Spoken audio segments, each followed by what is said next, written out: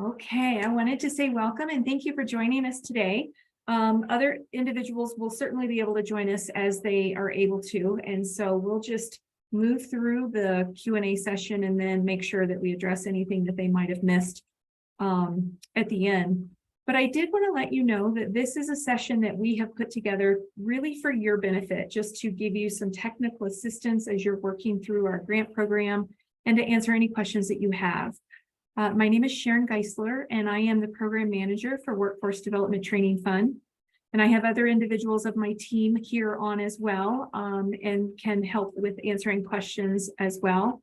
But we really just started implementing this because we realized that, you guys are busy running a business and your main job is not filling out grant applications. And if we can help you in that process in any way, we want to make ourselves available for you to do that.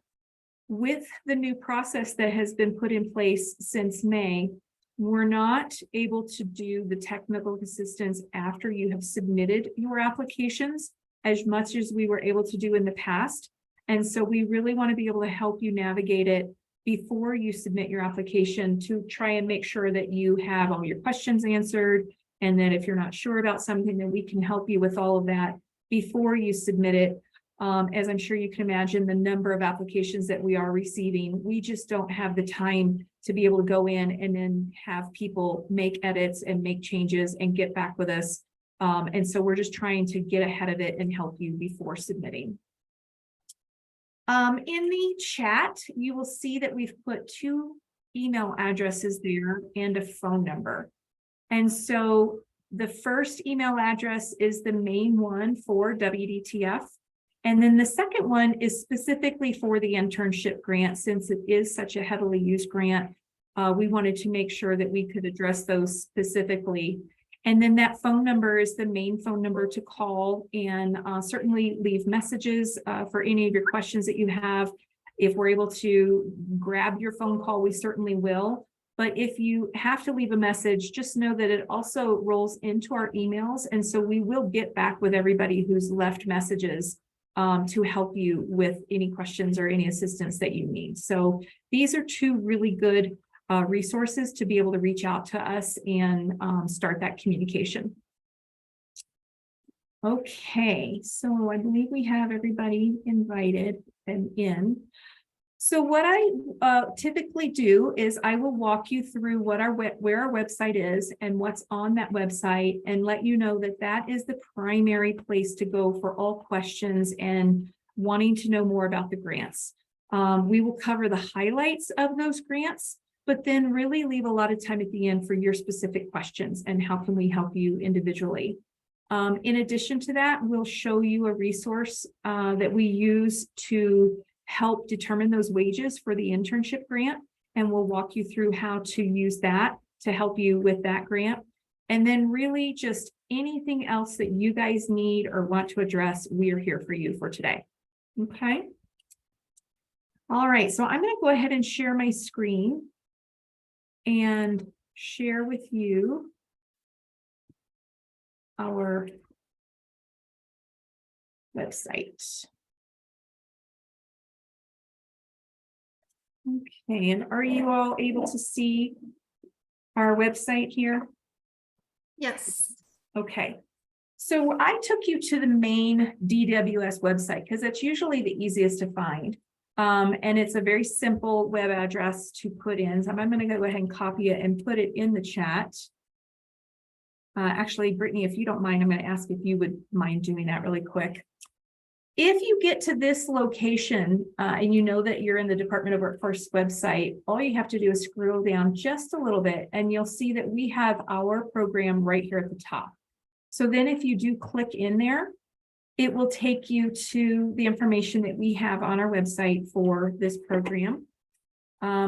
We are under the heading of Business Training and Support Unit. That is our main unit in Department of Workforce Services. And then Wdtf is one of the programs under there, and we'll kind of talk about that a little bit over here.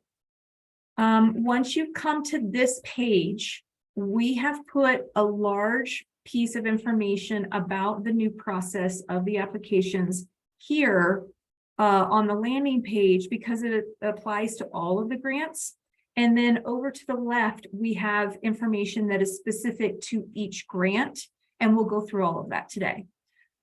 But we did want to let you know that this first piece of information is letting you know that the grants are extremely competitive right now due to the limited funding, and that we are not, unfortunately, able to approve all applications that are being submitted.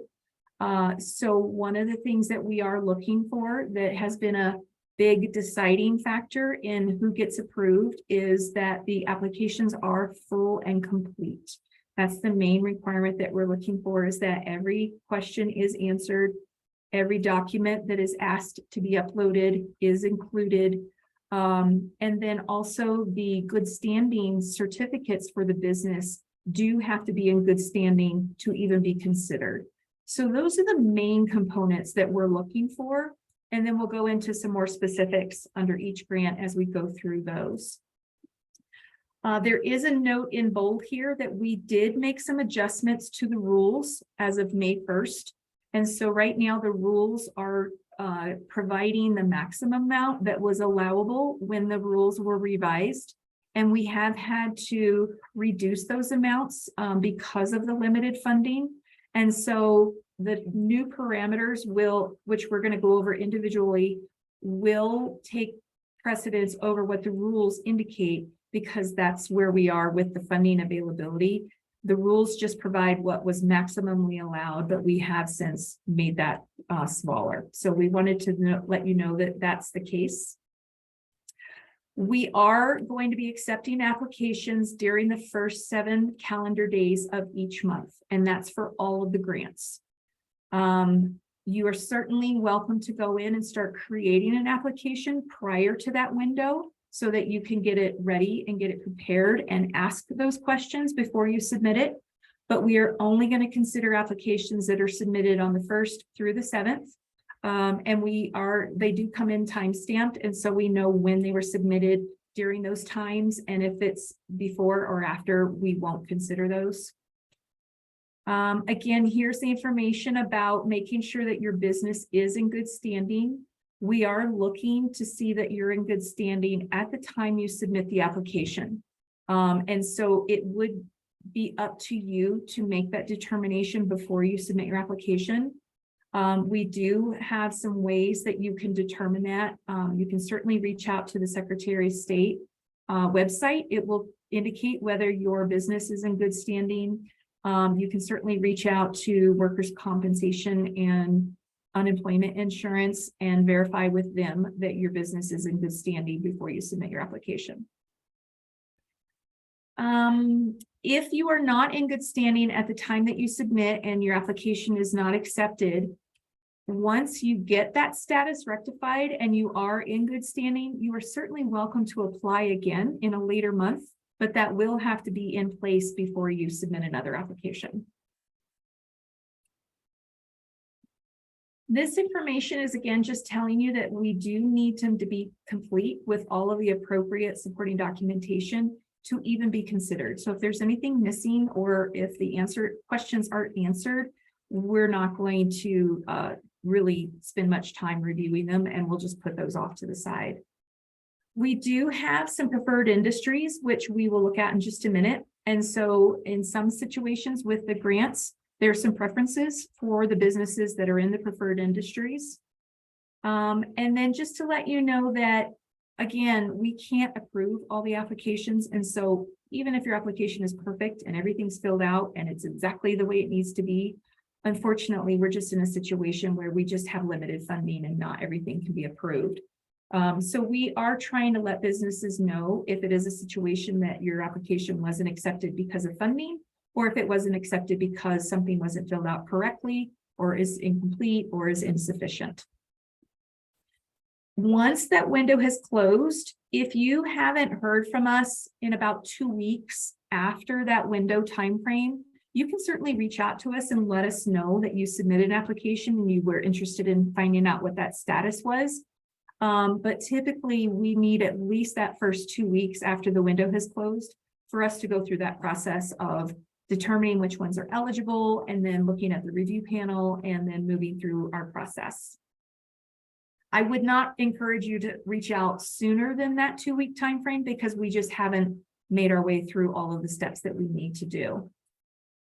As you know, because you registered, we will be hosting Q&A sessions to, again, provide that technical assistance and to answer your questions and to help you as much as we can. I will have one scheduled for July in the near future, and we'll have that new date up here and posted. You are welcome to attend as many Q&A sessions as you want, ask as many questions as you need. And you can also, if you need to set up a separate time to meet with us for some individualized attention, we're happy to do that as well. If you're not able to attend the live Q&As, you can certainly click in this section. And like I said, it will take you back to the ones that were previously recorded. And these are the 2 most recent ones that address the new parameters that were put in place as of May 1st. And so that's why there's just the 2 here, because they're the more current and accurate videos. Oops, shoot. Sorry, hold on. I closed my whole screen. Okay. So then after we go past the Q&A, this is just a quick little overview of our different grants. We have the business training grant, the pre-hire grant, the internship grant, and the apprenticeship grant. This is a fun little video to watch if you would like to see that. And then we talked earlier about the preferred industries. This is where that is referenced. Those are set by the Wyoming Workforce Development Council. And this is a link to their actual website. And you can look to see geographically in Wyoming where their next gen partnerships are and the industries that they're supporting. So you can certainly dive a little bit deeper into their information on this link. But these are the industries that are recognized right now to be the preferred industries. If your business doesn't fit into one of these categories, it does not mean that you can't apply. You are certainly welcome to. It just means that you may have a different funding amount for the business training grant, or you may have different preference points for the internship grant. So there's just different components that we can help businesses if they are in those preferred industries. This is the main phone number to reach one of us here within our program. And then this is the main email address that we talked about. Okay. So what I'm going to do is I'm going to quickly go through each of the grants and then stop for questions and just make sure that we're helping you as much as we can during this time. Over here on the left are the links to the different grants. And so we'll just start from the top and work our way down. So we do have an apprenticeship grant available. And once you click on that link, it will give you the information about that grant and what the intent of it is for. And we have established this grant to help those registered apprenticeship programs here in Wyoming with some of the expenses that come along with hosting an apprenticeship program. And what we're able to reimburse are some expenses for the training component that goes with the apprenticeship program. They have the on-the-job training, they have the in-classroom theoretical training, they have some other components to be a registered apprenticeship program. We're able to help cover some of the cost of the classroom expenses. Typically right now, it could be that tuition cost, classroom materials and fees. If you have an instructor on site that is a certified instructor, we could potentially cover their wages. And so once you dive into the grant, on this application instruction page, it will give you a link to the budget worksheet. And when you click on the budget worksheet, it will give you an idea of some of the expenses that we can cover. So I'll just show you really quick. Tuition, class fees, instructor wages. If there's license or certification fees that go along with the training that they're doing, those could potentially be covered. And then if you are receiving outside monetary contributions, you would just disclose that. And then we're able to cover the difference between what you're receiving outside and then what could be eligible under this grant. We don't cover wages and we don't cover purchased, rented, or leased equipment, including computer hardware and software. Okay, so going back to the apprenticeship grant, and a registered apprenticeship program is a program that is registered with the Department of Labor. We have an Office of Apprenticeship here in Wyoming, and Mike Broad oversees that. And so you would be registered with her to be considered a registered apprenticeship program. And then you would have a DOL Appendix A, which outlines the curriculum of that program, and then the training that's involved with that. And those are the expenses that we can help cover. Ivy Moore is our main point of contact for the apprenticeship grant, and her phone number is listed here. This is the general email address that she would get any emails that you want to send and ask her questions. We did put some new parameters in place for what was previously eligible, and that budget worksheet that I just showed you will help you understand what you could ask for. This application instruction page is really important because it will give you knowledge of what you need before you jump into the application to be prepared. And then again, if you have more questions after looking this over, we're happy to walk you through it. Right here on the second bullet, this is where we're going to put the live link to the Google application for July. We did take it down because we want to make sure that they are separated from what was submitted in June to what's going to come through in July. So you want to make sure that you're not using any old saved links. You want to make sure that you're going to this live link once we make it active. And I'm hoping that maybe sometime next week, definitely by the following week, we will have it up and ready for you. This is the rules that go to the apprenticeship grant. You'll definitely need to read those before you submit your application. And then we have some documents here that are utilized once the grant has been approved and you have gone through the training component and you have a final report to submit. And so these are those documents. We're going to go through the business training grant real quick. And it's very similar, but we do have a few more things here to go over. This grant is established to help businesses here in Wyoming either take advantage of training that can help correct a skill deficiency of their employees or to give them a skill upgrade in their current occupations. This can also be utilized for the owners of the business as well. So it's really anybody that is an employee of the business is eligible to participate under this grant. These are some highlights here of what the training would need to cover in order to be eligible. And then these are the funding limits that are now in place for this grant. So all Wyoming businesses could be potentially eligible for their trainees up to $2,000 per fiscal year. If you are in that preferred industry as the business, your employees could be eligible for up to $3,000. With all of the training that you request and all the different trainees that you request training for, your business is eligible for up to $75,000. Our fiscal year starts July 1st. So this next round of applications in July are going to be considered for fiscal year 24. And so these dollar amounts will refresh and start over again in fiscal year 24. And then Brittany, if I'm missing anything or need clarifying on anything, feel free to jump in.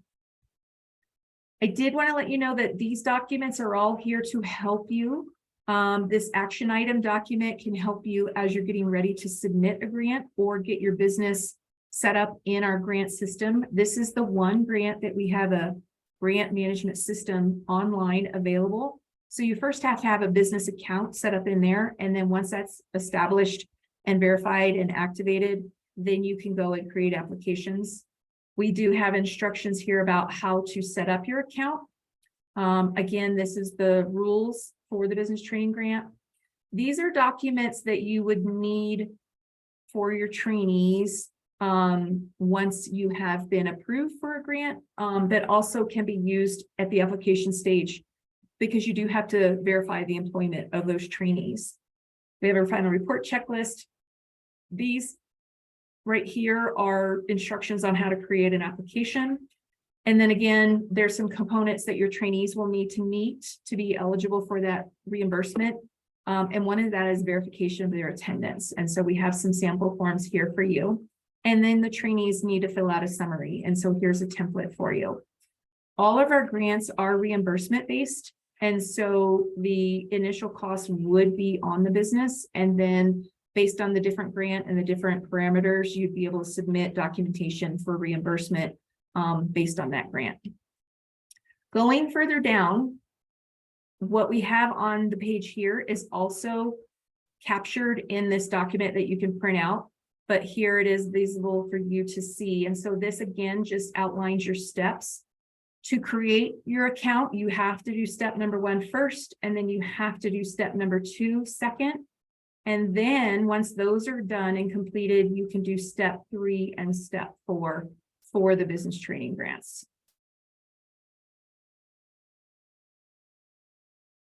In the grant system, again, you can create your application anytime you want, but you do not want to submit it before the 1st and after the 7th. And so then we'll go ahead and move on. We do have a lot of frequently asked questions and helpful hints posted here. These have been built based on questions that we've received in sessions like this and when people call and ask. So I would highly recommend that you look all of these over and check them out just to make sure that if your situation has already been addressed and there's a question there that you're wondering, we've tried really hard to get some answers up there to make it easier for you. But again, if you find that you still have a question that has not been addressed, that's what we're here for today and between now and the 1st. Jumping into the internship grant. This is a grant that was developed to help businesses offer learning experiences, work experiences to individuals to give them that opportunity to potentially apply their classroom theoretical learning that they're getting either in high school or in college to an actual work environment. So sometimes the internship will align with their field of study. Sometimes it's somebody who doesn't know what they want to do and they're trying to figure out what their career interest is, and doing an internship gives them that work experience to let them know if that's something that they want to pursue. So it's not meant to bring on a part-time employee. It's meant to bring somebody on who wants to have that learning opportunity. It's a structured work learning environment where there's things in place that you are planning for them to learn and experience and do. Certainly they are hired as an employee during this time, but they're not filling a position that you would otherwise hire a regular employee for. This is really a supplemental opportunity for somebody to just get that work experience, and then you being able to mentor them in your industry and in your business to help them understand and potentially help them create a career path. These are the new parameters that are in place for the internship grant. We are allowing up to 480 hours.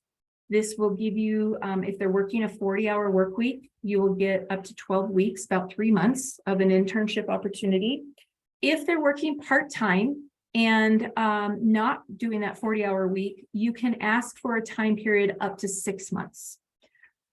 We're going to be able to reimburse up to $18 an hour, and that does need to be supported by wage documentation. ONET is the easiest and the most consistent resource that we have found. So we suggest that you go there and get the typical wage documentation for the role that the intern will be filling, and then be able to use that for your supporting documentation. When you click on this link, it will take you to a site where our research department has been tracking businesses here in Wyoming over a long period of time, and they were able to identify many different job occupations here in Wyoming and what that average wage looks like for them. And so if you were going to host an internship, let's just say you were looking for somebody to be a marketing intern. I'm going to just hit go for marketing, and then I'm going to see what comes up as my choices. And you would want to kind of look at these to see what best fits the role that you're thinking the intern could help with. Let's just, for example, go with marketing manager. Well, first of all, my intern's probably not going to be a manager, but it gives me a general idea of what the skills and knowledge and work experiences this role might offer my intern. And so I would want to kind of look through here to see if it's a similar fit. And if it is, as I scroll down, I can find the section that I need for wages. You definitely want to select Wyoming because we don't want to have comparison wages for California and New York. So you want Wyoming comparison wages, and then you hit go. And what we're going to be looking for as the document that you provide is that it definitely shows that it's Wyoming-based wages. It shows an approximate job description of the role that the intern is filling. And then it has the option of annual or hourly. We would want you to select the hourly wage because that's what we're going to be reimbursing is based on the hours. And in this situation, it is indicating that we don't really have a wage area for Wyoming under this particular job opportunity, but it does give us an average wage for the United States. And so, again, since this is an internship and it's a learning opportunity, bringing somebody on board that has either little or no experience in this area, we would certainly expect you to be on the lower end of the wage scale. And so since we're able to reimburse up to $18 an hour, then potentially this intern could support the $18 an hour because it's much higher than that. Just as an example, if I can find one that is here in Wyoming, we'll go ahead and look at maybe accounting. And let's just say we had an accountant intern. We brought them on board.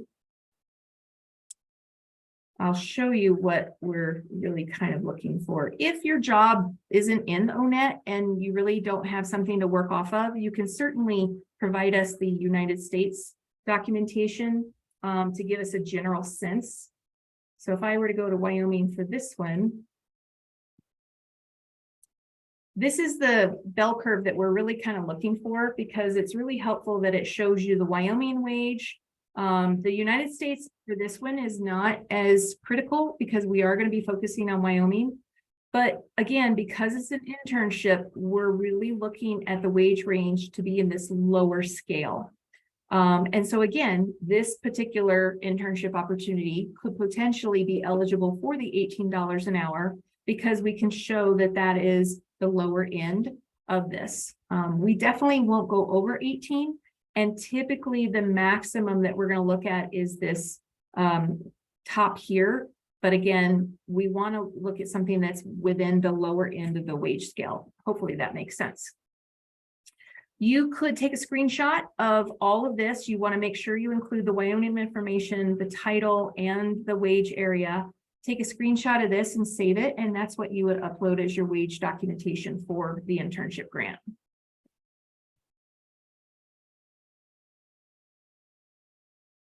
Okay, so then going back to the parameters, we discussed the maximum amount of hours, the maximum dollar amount with your wage supporting documentation. Each business is eligible for up to 3 internships. So for example, we're starting in July. We're into fiscal year 24, starting in July. You're eligible for up to 3 within the fiscal year. You don't have to ask for all 3 at the same time. If you want to, you certainly can. If you have any internships that are going right now, that are active right now and cross into the July timeframe or going further in August or anywhere in that fiscal year 24, we're going to count that as one of your active internships for what you can currently ask for. So let's just say you have 1 right now that's active and it's going to go through September.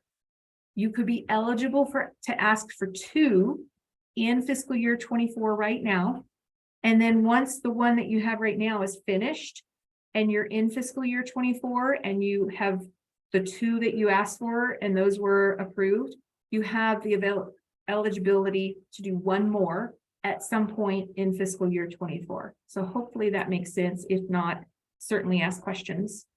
We are also allowing registered apprenticeship programs that we talked about before to ask for up to 5, because we're also allowing them to layer those 2 grants where they could bring some interns on first, give them that work experience that an apprentice would be expected to know and be doing. And then if they like that and they want to continue down that apprenticeship career pathway and become an apprentice, then you could ask for the apprenticeship grant to cover the expenses of the cost once they become an apprentice. We would expect that out of the 5 that you're eligible as a registered apprenticeship program, that at least 2 at a minimum are definitively in that career pathway of becoming an intern and then becoming an apprentice. You have the ability to ask for other internship opportunities, for other needs, just like any other business for the other 3 that every business is allowed. We are expecting each intern to have a mentor assigned to them that has experience in education in that area that they're going to be coming in and learning about. And we also ask that mentors don't manage more than 2 interns at a time. And so that may be limiting based on the size of your business or who you have available to mentor. But that's a strong component of an internship, that they're getting quality mentorship. And so that's how we're able to just manage that. We do have instructions here, which I would highly recommend that you look over and then reach out to us with any questions as you're working on your application. We will have the live link for the July applications up probably next week sometime, so that you can start working on it and getting it ready and asking any questions you need before you submit it in that window. And again, we have the rules here for you to look over and make sure that you're familiar with the rules of the grant, knowing that the parameters are what are setting the caps right now. We have time for just going through one more grant, and then we're going to open it up for questions for everybody. So the other grants that we have is the Pre-Hire Economic Development Grant. This is designed to help businesses to get trained workers when there's a shortage of that skill set in the community and they're not able to get those individuals hired. Typically, the businesses will reach out to a training provider and ensure that that training can be available. And then they work with the training provider, the local workforce development center, the local workforce center, and the economic development entity, all working together. Number 1, identifying that there is that shortage of workers with that skill set. Number 2, that training can happen to develop the workforce. And then number 3, that once they take that training and they are skilled, that they do become employed in that industry within 90 days after finishing the training. So it is an application that requires all of these groups to work together for that purpose. And then again, similar to the other grants, we have the application instructions here. Within these instructions is the budget worksheet that allows you to know what expenses are eligible to ask for. It has been changed from in the past. And so we have taken a few of those categories out that were previously available. We do have the rules here. And then again, these are some documents to be completed after your grant has finished and you're filling out the final report. I am certainly happy to talk about the pre-obligation grant, but it is typically much more complicated and convoluted. And so it usually requires an individual meeting so I can learn your needs, know what you're looking for, and then help you craft whether it's utilizing the business training grants or the pre-hire grants to meet your needs to build up a workforce. But this is another grant that is available to Wyoming businesses. So I just took you through really fast what is on our website and the grants that we have available. And I really want to open this up now to any questions that you have. I'm going to open up to my staff. If there's anything that I missed or didn't clarify or provide well, jump in there and add to whatever it is that I went over already.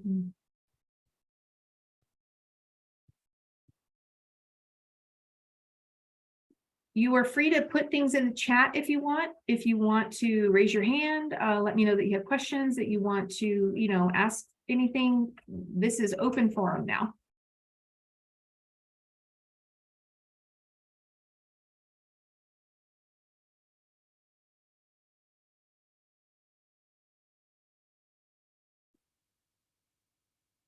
Somebody asked where are these grants funded from? Hey, great question. Thank you. So our program is funded with state dollars. We have a certain amount that has been approved by the state legislature out of the general funds. And then we also have another supplemental fund that also adds to what we're able to obligate. And then we actually did just recently receive a federal grant that can help supplement the internship grants as long as it does fit within certain parameters. We're calling that our young adult internship grant. And they do have to be a student, whether it's high school or college or trade school. And they do need to be within the ages of 16 to 24. So that has given us some flexibility to be able to approve a few more internship applications than what we previously were able to do, utilizing that funding as long as it meets those parameters.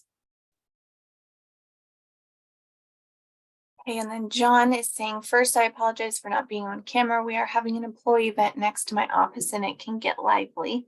And his question is, are these grants for nonprofits? So yes, we do allow nonprofits to apply. Some of the things that we look for, it gets a little tricky sometimes on how nonprofits are funded and where that funding is coming from. And so we do ask some additional questions sometimes of the nonprofits just to verify that they are not government or quasi-governmental entities. And so if that is a no to both of those questions and we're able to verify that, then nonprofits are certainly eligible to take advantage of these grants.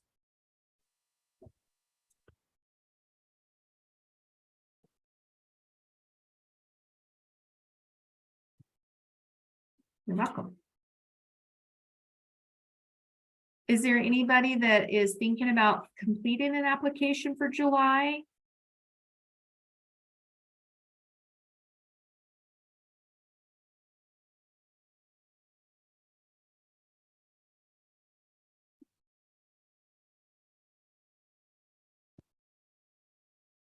I think those are okay. I'm going to.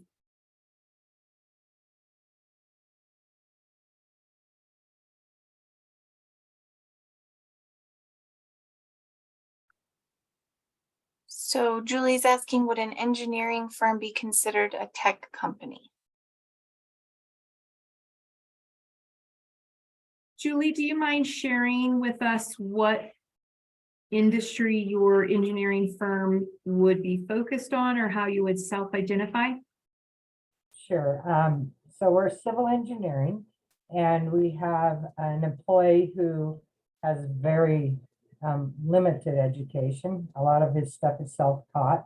And we would like to be able to send him to a class, it would probably be an online class, in order to kind of develop his skills because he's very, very smart and very, willing to learn.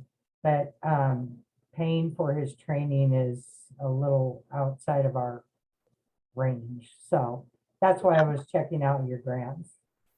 So civil engineering is probably one that kind of crosses several different industries.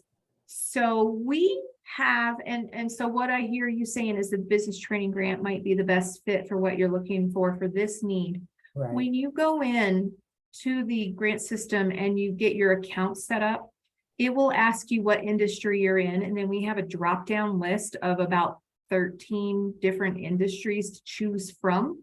Okay. And so I guess it would really just be the main focus of what the main business is built as. But if you do cross over into several different things like energy or construction or, any different components, it's really a self-attestation of what you believe the industry is that your business is in. And so generally we'll look at the website just to see that it does match up and that it looks like it's the right fit. But generally what you choose, we're not going to push back on too hard unless it's a real obvious disconnect. Okay, thank you. Yeah. And then Jason says, I have some employees that require some specific training related to their job duties. I'm assuming a business training grant would be the best option for us. We are a CPA firm.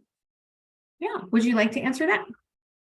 Sure. I would say that yes, it sounds like it would fit pretty well within the business training grant because they are employees of the business that are looking for specific training to, upgrade a skill or even correct a skill deficiency. So I think from the sounds of it, yes, it would be a good fit for the business training grant. As long as it's directly related to their occupation, their current occupation within the business, then should be eligible. Would it apply to owners also? Yes. Yep. Again, as long as it's upgrading that skill and it's a direct relation to what they're currently doing within the business. And I mentioned earlier that you do have to show employment verification at the application stage as well as the final report stage. And sometimes that can get a little tricky with owners and how they're being paid by the company. And so we have a few alternative solutions for you if you're not directly receiving a pay stub that will confirm that employment component. Then we have some other alternative solutions. There's a few things that are on our website that you could look at. And if you're not sure, you could reach out to us directly in regards to that. But typically we look at the pay stubs of the employees for that employment verification.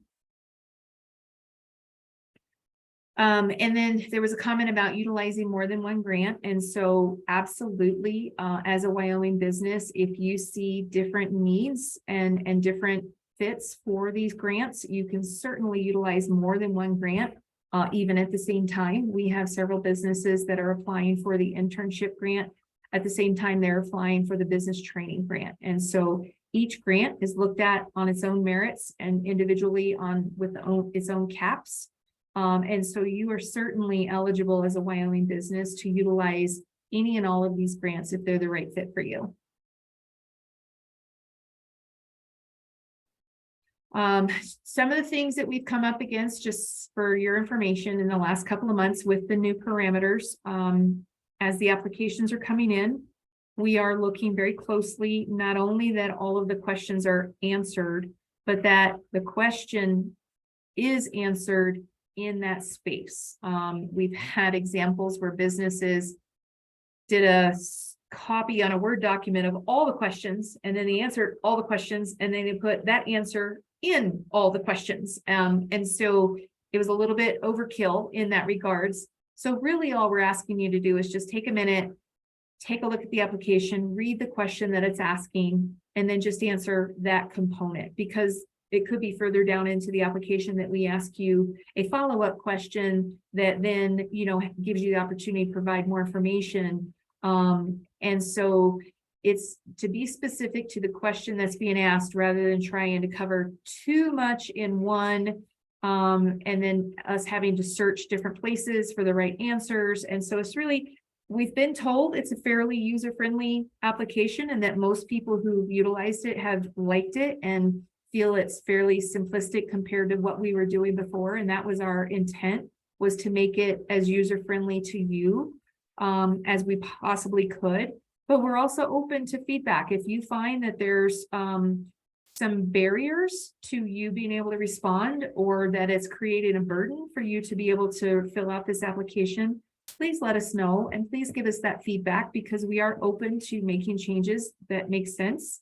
And we don't want to make it harder for you, but we also do have specific questions that we have to ask based on the rules, and that you are eligible based on those rules. And the questions that are there are helping us determine that it is the right fit.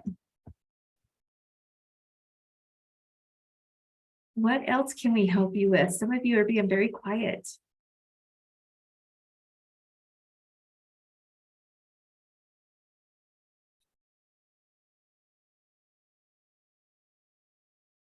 Okay, just to give you a general time frame of what to expect for the business training grant and for the internship grant, it does typically take us that 30 days to be able to accept the application, to be able to review it, to take it to the review panel, If it were to get approved, then we have to draft the contract and we have to get all the signatures, and everything has to be in place before the training starts, especially for business training grants.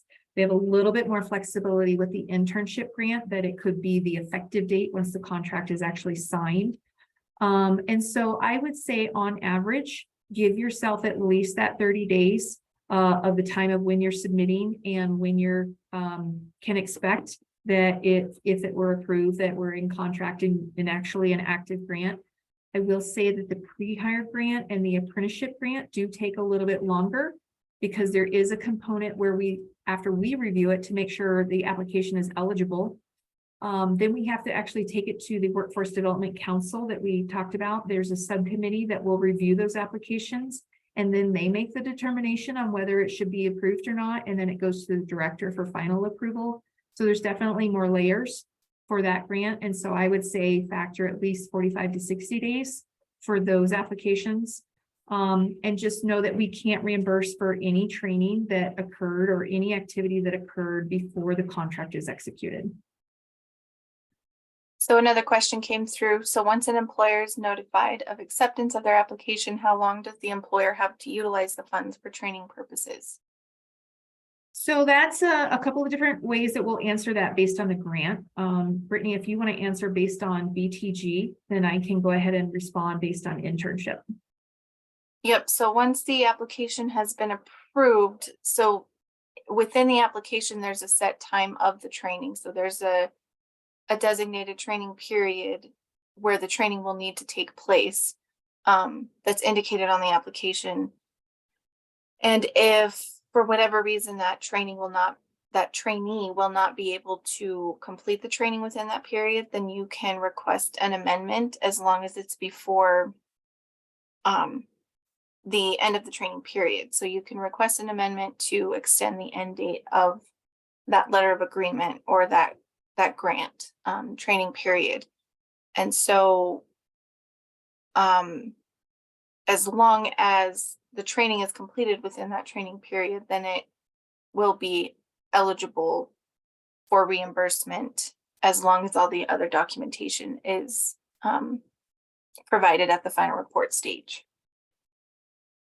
And with the business training grant, there's that component of the trainees have to remain in your employment for at least 45 days after they finish the training before you're able to submit your request for reimbursement. And so for your question of how long do you have to utilize the funds, your funding for BTG won't occur until that 45-day employment component has been met and the final report has been reviewed and approved, and then we'll reimburse you for those funds. So that's where your upfront cost will come into play, is that you have to pay for that training up front, and then we reimburse you once everything's been met. To go along with that is, do you want to wait until you get approved to enroll? I would highly suggest that you do make sure that you are approved, since it is so competitive and we're not able to approve all the grants. You would definitely want to make sure that you have this grant approved and have been given the go-ahead that everything is in place before you enroll in that class. For BTG, you can do that because you just give estimates of what the cost of the class is. You don't have to actually sign up for the class in order to submit that information. If you do, that's great. But if it's not approved, then you're obviously responsible for those costs. To go back to that question for internship grants, if your application gets approved and you're in contract, we're able to reimburse for the wages of the intern from the date that the contract is executed or the date that is laid out to get started. For example, we have a few right now that are scheduled to start on July 1st, but we could potentially have their contract executed by the end of June. So if that 1st of July is their start date, then we can reimburse for wages from that point for the hours that are worked. And so the business will pay the intern their wages up front, and then they'll submit those pay stubs to us afterwards. And then we can reimburse the wages as long as it meets all the eligibility once they get submitted. So again, the business pays the intern, is responsible for all those costs, and then we can reimburse. Because the time frame is fairly short and only encompasses 3 to 6 months, we want to help you get your funding back for internship grants as much as we can, so you can ask for reimbursement once a month if you want to. Actually, that's what we would prefer, is at least once a month. I know some businesses pay every week. We're not going to process for you on a weekly basis that reimbursement. If you would hold on to them and submit them for a period of a month, that gives us the ability to be able to support you in a better way. We just, with the workload that we have and the number that of applications that we have, we just can't operate on a weekly turnaround basis, but we can certainly support businesses every month with their wages. Hopefully that answered your questions. What else can we help you with? Okay. So again, I do want to just put it out there that we fully understand that things are very different from what they looked like 6 months ago. We were able to reimburse a lot more and approve a lot more. And, you know, as we've reconciled what we have available for internships, this actually brings me up to another point, is that if we obligate that funding to you to help you with that internship, we do want to see it being utilized. And so if you're having trouble or aren't able to get an intern hired within 2 months of getting approved for that grant and it getting executed, we may have to come and have a conversation with you that, you know, if it looks like you're having trouble and you're not going to get that internship filled, is that something that we could potentially take back and let somebody else be able to utilize that funding, since it is so limited, and we wouldn't want to necessarily obligate that out there for you and then it not being used for a while. So we are watching that. So you would want to make sure that your intern is hired at least within 2 months of the contract being executed. And we're also looking to only support interns under one internship grant.